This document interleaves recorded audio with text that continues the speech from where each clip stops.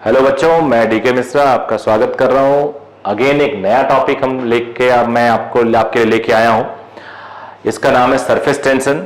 ये topic JEE के लिए भी इंपॉर्टेंट होता है, मेन के लिए, और नीट के लिए तो बहुत ज़्यादा होता है, और स्कूल लेवल के लिए भी इंपॉर्टेंट होता है। तो मैं इसमें कोशिश करूंगा कि इस लेक्चर में इसको ख़त्म करें और will solve few questions also. तो देखो कैसे स्टार्ट करते हैं। एक डेफिनेशन है इसकी, प्रॉपर्टी ऑफ फ्लूइड सरफेस। तो ये फ्लूइड सरफेस की प्रॉपर्टी है, by virtue of which it free surfaces behave like stretched membrane, खिंचा हुआ membrane, and try to occupy minimum possible area. तो ये हमारी रियल लाइफ में भी काफी इंपॉर्टेंट होता है। इसका इंपॉर्टेंस क्या क्या होता है इसका? बारिश होती है, जो बूंदे होती है, गोल क्यों होती है? कभी आपको थोड़ा क्यूबॉइड या क्यूब शेप की बारिश क्यों नहीं मिलती है? कोई ड्रॉप डालो, ऐसे गिराओ तो गोल बन के गिरता है। वो सरफेस टेंशन की वजह से होता है, क्योंकि सरफेस टेंशन के हिसाब से मिनिमम एरिया चाहिए, और for given volume sphere is having minimum area. अब यहीं पे कई बच्चों के माइंड में आ रहा होगा, सर एकदम गोल कहां होता है? लिक्विड ड्रॉप तो ऐसा होता है। एक्चुअली लिक्विड ड्रॉप गोल ही होता है, लेकिन ग्रेविटी की वजह से ये थोड़ा सा बल्ज हो जाता है ऐसे। अगर तुम ग्रेविटी फ्री स्पेस में ले जाओ तो गोल हो जाएंगे। तो यानी surface tension minimum area occupy करना चाहता है। अब सरफेस टेंशन को हम रिप्रेजेंट कैसे करते हैं और क्या क्या प्रॉपर्टी है इसकी? तो देखो आप लोग, मान लो कोई लिक्विड सरफेस है। लिक्विड सरफेस पे एक लाइन ड्रॉ कर दो। सरफेस टेंशन को हम एस से या टी से रिप्रेजेंट करते हैं। किसी बुक में एस दिया हुआ, किसी बुक में टी दिया हुआ, मैं खुद टी से रिप्रेजेंट करूंगा। सरफेस पे एक लाइन, लिक्विड सरफेस पे एक लाइन ड्रॉ कर लिया। उस लाइन के परपेंडिकुलर ऐसे सरफेस टेंशन एक्ट करता है, ऐसे एक्ट करता है।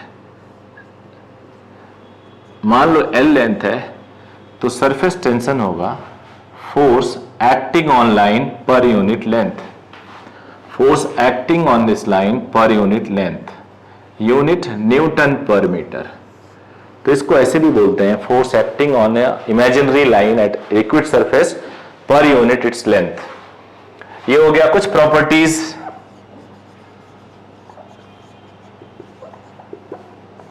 सरफेस टेंशन टेम्परेचर के साथ, टेम्परेचर इंक्रीज करता है तो सरफेस टेंशन डिक्रीज करता है। समझ गए? गर्म सूप ज्यादा फैलता है, सरफेस टेंशन उसका कम होता है। तो जिसका सरफेस टेंशन कम होगा फैलेगा ज्यादा, इसलिए हमें ज्यादा टेस्टी होता है। और भी कई एग्जांपल है। सोप बबल नहीं, सोप सॉल्यूशन डाल दो या डिटर्जेंट डाल दो तो सरफेस टेंशन कम हो जाता है। सरफेस टेंशन लिक्विड कम होगा तो ज्यादा फैलेगा, कपड़े अच्छे से धुलेगा। दो चीजें आप देखते होंगे, गर्म पानी से कपड़े अच्छे धुलते हैं, डिटर्जेंट डालने से कपड़े अच्छे धुलते हैं, क्योंकि दोनों गर्म से भी सरफेस टेंशन कम होता है, डिटर्जेंट डालने से सरफेस टेंशन कम होता है, और सरफेस टेंशन कम होता है तो पानी अच्छे से फैलता है। अब जब पानी अच्छे से फैलेगा तो कपड़े अच्छे से धुलाई होगी कपड़े की। तो एक रीजन हो गया। फिर इंप्योरिटी डालने से, खारे पानी, नमक डालने से सरफेस टेंशन कम होगा। तो इंप्योरिटी एटम डालने से, इंप्योरिटीज डालने पे, नमकीन पानी, खारे पानी में धुलाई कम होती, सुना होगा आप लोगों ने, टीबी ऐड में आता है, तो वो उससे भी सरफेस टेंशन बढ़ जाता है। तो ये तो रहा बेसिक सरफेस टेंशन की बात। अब छोटी छोटी बातें और मैं आपको बताता हूं। इंपॉर्टेंट चैप्टर है तो हर चीज ध्यान से सुनना आप लोग। एक बहुत इंपॉर्टेंट हेडिंग इसमें होता है एक्सेस प्रेशर। एक्सेस प्रेशर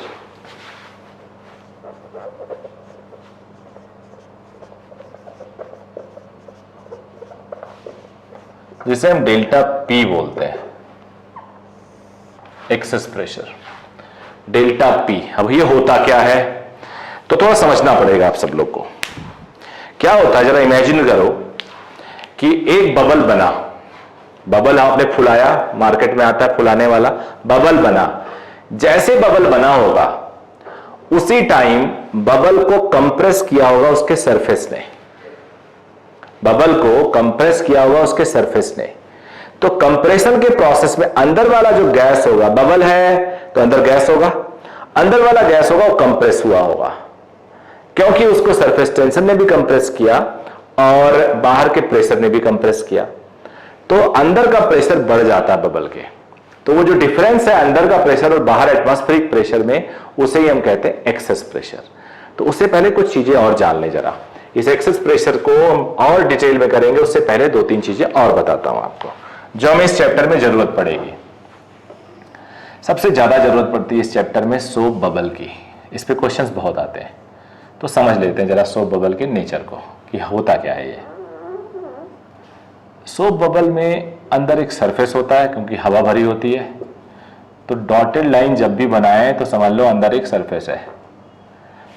तो एक सरफेस बाहर, एक सरफेस अंदर, ये क्या है? Soap bubble. लिक्विड ड्रॉप,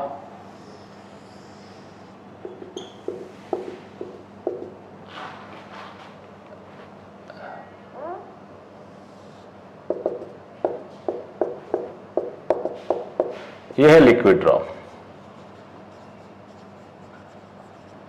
इसमें केवल एक सरफेस, तो इसमें नंबर ऑफ सरफेस 2, यहां सरफेस 1। फिर एक केस और ले लेते हैं, बबल इनसाइड लिक्विड।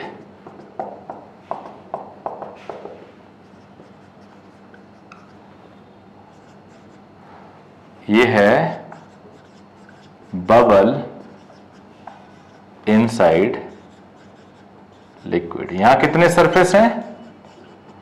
1। जहां 2 सरफेस, वहां सरफेस टेंशन ज्यादा, बिकॉज सरफेस की प्रॉपर्टी है। तो यहां कुछ ज्यादा होगा, यहां थोड़ा कम होगा, यहां थोड़ा कम होगा। तो soap bubble, liquid drop, bubble inside liquid, इन सबको हमें स्टडी करना है। तो अब एक्सेस प्रेशर की डेफिनेशन भी यही हम लोग डिस्कस कर लेते हैं। अंदर का प्रेशर P है, बाहर एटमॉस्फेरिक प्रेशर P0। अंदर का प्रेशर P, बाहर P0। अंदर का प्रेशर P, बाहर का P1 मान लो। अब तुम खुद सोचो कि ये जो सरफेस टेंशन है वो भी चाहेगा कि मैं कंप्रेस हो जाऊं। It will try to compress, shrink करना चाहेगा। अंदर वाला सरफेस भी चाहेगा श्रिंक हो जाए, बाहर वाला सरफेस भी श्रिंक हो जाए। उस श्रिंकिंग के प्रोसेस में अंदर का जो एयर है वो बेचारा दब जाता है, तो उसका प्रेशर बढ़ जाता है, बाहर का प्रेशर श्योर रहता है। जो द डिफरेंस इन प्रेशर है दैट इज एक्सेस प्रेशर। ये भी, इसको भी दबाया गया है। तो सरफेस टेंशन ने दबाया, प्रेशर ने दबाया, तो अंदर का जो प्रेशर है उन दोनों को झेल रहा है। यही हाल यहां पे है। तो इस केस में एक्सेस प्रेशर होगा P माइनस P0। इस केस में एक्सेस प्रेशर होगा P माइनस P0। इस केस में एक्सेस प्रेशर होगा P माइनस P1। अब एक्सेस प्रेशर को सॉल्व करना है हमें कि होगा कितना।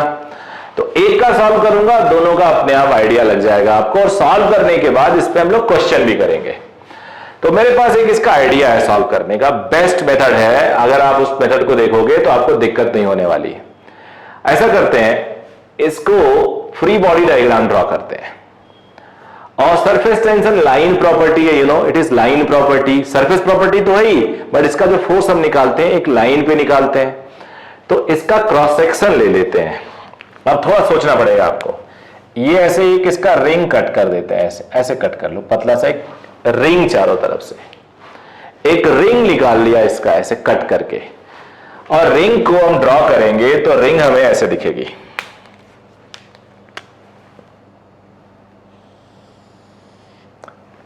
बड़ा ड्रॉ करूंगा, तुम्हें लगेगा कि रिंग बड़ा कैसे हो गया, तो उतना बड़ा ही कोशिश करता हूं।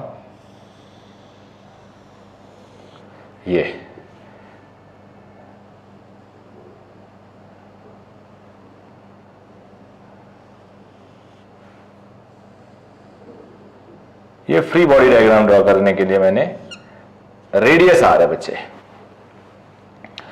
तो जो अंदर वाला प्रेशर है वो P है,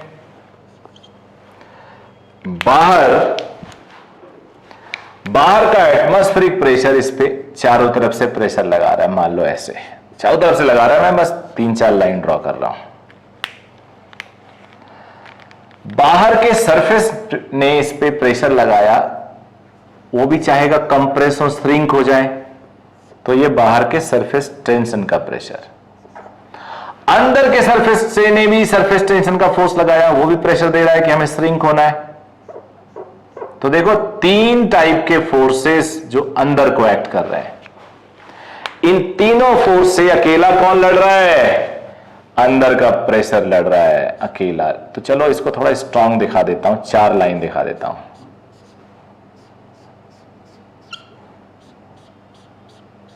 ये बाहर का प्रेशर इस टाइम एटमॉस्फेरिक है, कुछ और होगा तो कुछ और लिखेंगे। अब इसको सॉल्व करना है तो मैं थोड़ी स्पेस क्रिएट करता हूं।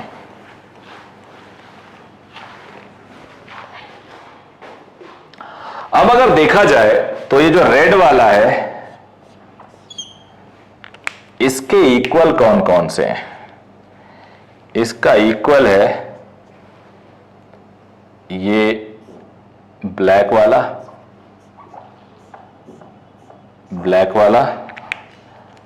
और ये ग्रीन वाला। ये अकेला रेड वाला इन तीनों को बैलेंस कर रहा है। अब जरा समझा दें, और समझ लिए होंगे डायग्राम वगैरह।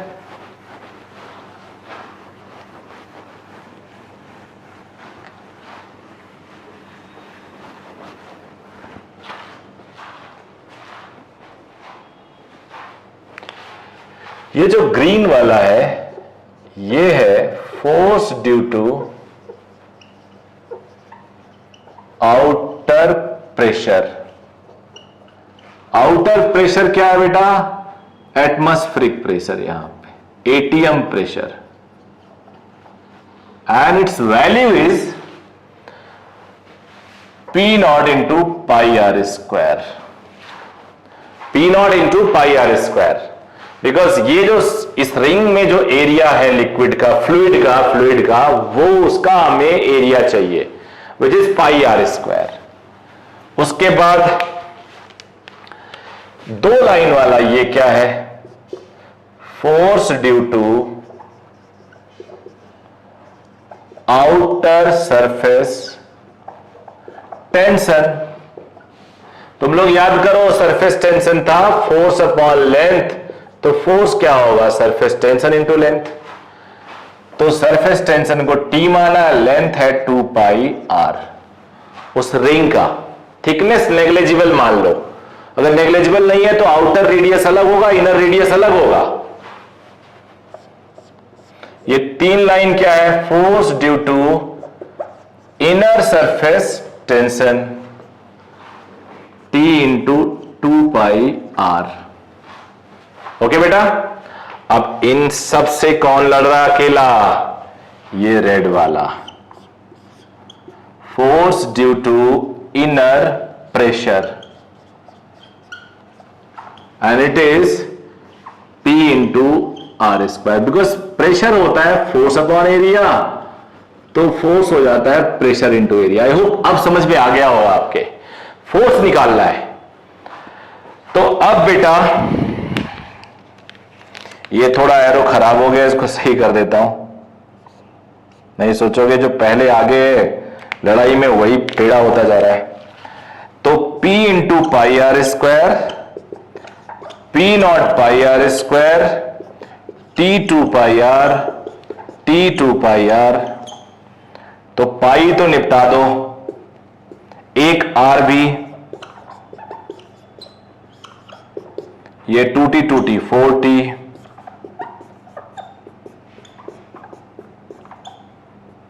ये हो गया इनर प्रेशर। इनर प्रेशर आया outer pressure plus 4T by R. अब एक्सेस प्रेशर क्या होगा?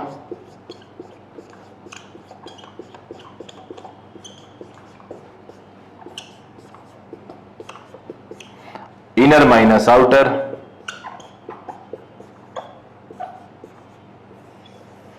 Forty by are.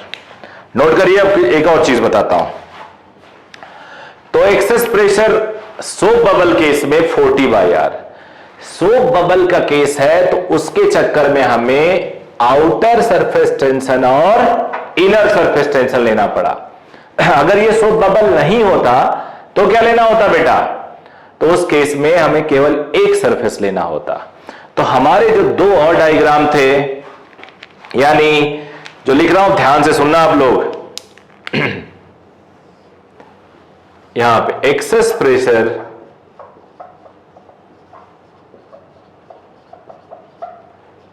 in case liquid drop and bubble inside liquid is equal to 2T by R। मुझे लगा डिफरेंस समझ में आ गया होगा तुम्हें। दो सरफेस है तो 4T by are, single surface है तो 2T by are. Excess pressure में अगर आउटर दिया हो तो इनर निकाल सकते हो, inner is equal to outer plus 4T by R. इस केस में होगा inner is equal to outer plus 2T by R. तो ये रहा ओवरऑल एक्सेस प्रेशर का क्वेश्चन। अब इस पे हम लोग कुछ क्वेश्चन करेंगे। एक क्वेश्चन सॉल्व करते हैं, दो तीन क्वेश्चन मैं कराऊंगा। Two soap bubbles of radii R1 and R2 collapse कर गए अंडर आइसोथर्मल कंडीशन। आइसोथर्मल मतलब टेम्परेचर नहीं बदल रहा है, इन वैक्यूम यानी एटमॉस्फेरिक प्रेशर भी नहीं है, and form a bubble of radius R. थोड़ा बड़ा बिग बबल बनाया होगा, रेडियस आर, फाइंड आर। ये क्वेश्चन कॉम्पिटिटिव एग्जाम में आया हुआ है, तो मुझे लगता है सभी बच्चों को ये ट्राई करना चाहिए। मुझे पॉज करो और फिर आप ट्राई करो। आई होप आप सॉल्व कर लोगे। बड़ा बबल बना दिया। अब बेटा सोप बबल जब कोलैप्स करते हैं ना और बड़ा बबल बनाते हैं तो मोल कांस्टेंट होता है, नंबर ऑफ मोल। तो इसके अंदर मोल N1 था, इसके अंदर मोल N2 था, इसके अंदर N था, तो आपको लिखना चाहिए N is equal to N1 plus N2। अब नंबर ऑफ मोल होता क्या है? PV upon RT। तो PV upon RT, P1 V1 upon RT, temperature constant है, P2 V2 upon RT, T temperature है तो T डैश बोल देता हूं, बिकॉज हम लोग सरफेस टेंशन को T बोल रहे हैं, तो ये पूरा कैंसिल हो गया। प्रेशर, इसके अंदर का प्रेशर P, इसके P2, इसके P1, तो P is equal to atmospheric pressure तो 0 है, तो ये हो जाएगा 4T बाई आर। वॉल्यूम होगा, स्फेरिकल है ये, 4/3 पाई आर क्यूब। P1 होगा, एक ही मटेरियल के बने हुए, सरफेस टेंशन सेम है।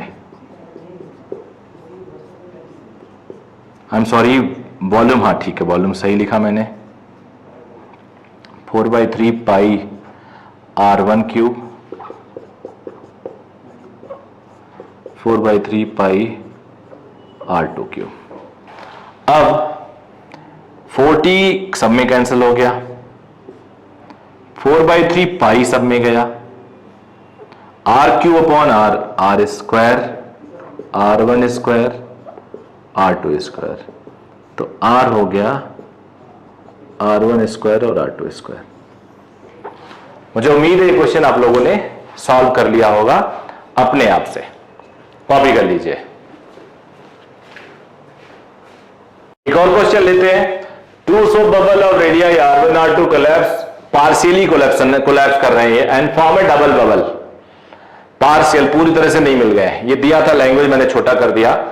Find out radius of common interface. R1 बड़ा है, इसको भी मुझे आप पॉज करो और सॉल्यूशन निकालने की कोशिश करो, फिर देखो। एक सोप बबल ये है और एक सोप बबल ये है। मान लो ये R1 है, ये R2 है। अब जब ये मिलेंगे, वैसे तो जरूरत नहीं है, बट फिर भी आप चाहो तो डिस्कस कर सकते हैं इसको। थोड़ा और बड़ा है ये वाला,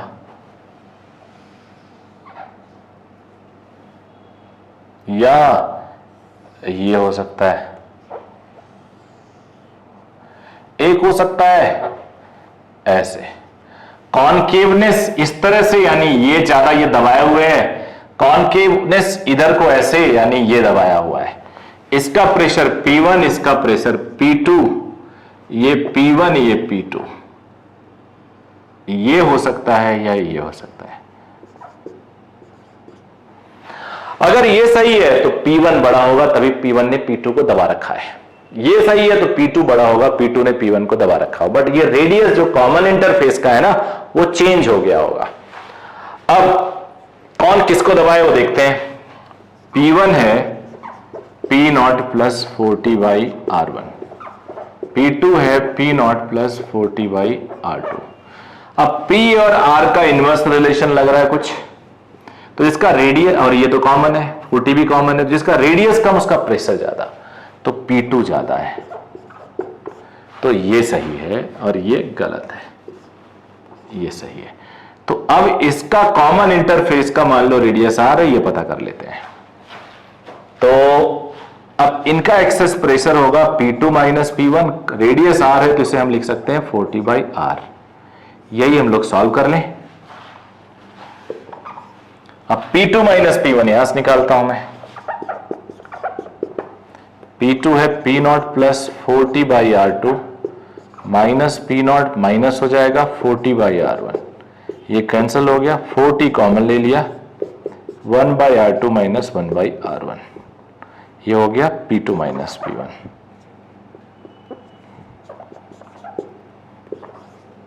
फ्रॉम 1 and 2